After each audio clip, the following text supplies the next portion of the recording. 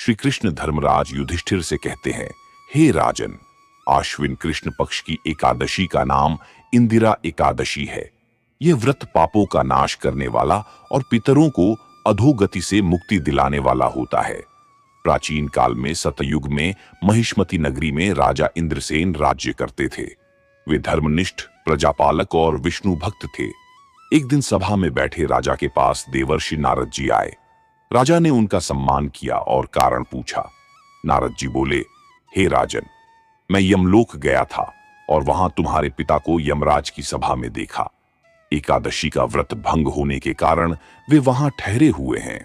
उन्होंने संदेश भेजा है, यदि मेरा पुत्र आश्विन कृष्ण पक्ष की इंदिरा एकादशी का व्रत मेरे लिए करेगा तो मुझे स्वर्ग की प्राप्ति होगी।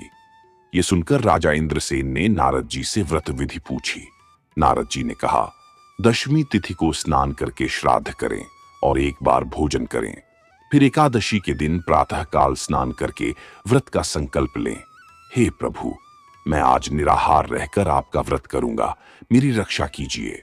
शालिग्राम भगवान का पूजन करें, पितरों का श्राद्ध करके ब्राह्मणों को भोजन कराएं और दक्षिणा दें। रात में भगवान का जागरण करें। द्वादशी को प्रातः पूजन कर ब्राह्मणों को भोजन कराएं और फिर स्वयं भोजन करें। नारद जी बोले, हे राजन, इस विधि से व्रत करने पर तुम्हारे पिता अवश्य स्वर्ग लोक को प्राप्त होंगे। राजा ने वैसा ही किया। व्रत पूर्ण होते ही आकाश से पुष्प वर्षा हुई और उनके पिता गरुड़ पर चढ़कर विष्णु लोक को गए। राजा इंद्रसेन ने भी राज्य सुखपूर्वक भोग कर अंत में स्वर्ग की प्राप्ति की। मित्रों, इंदिरा एकादशी केवल एक व्रत नहीं बल्कि अपने पितरों के प्रति प्रेम और श्रद्धा व्यक्त करने का दिव्य अवसर है।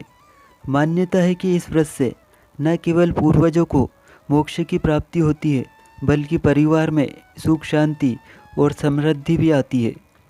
इंदिरा एकादशी हमें यह संदेश देती है कि हम जैसा ही अपने पूर्वजों का सम्मान करेंगे वैसा ही हमारे जीवन में भी ईश्वर की कृपा बरसेगी।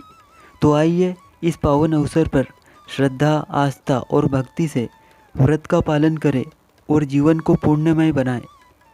मित्रों, वीडियो पसंद आए तो लाइक करें, शेयर करें और चैनल को सब्सक्राइब करना बिल्कुल ना भूलें।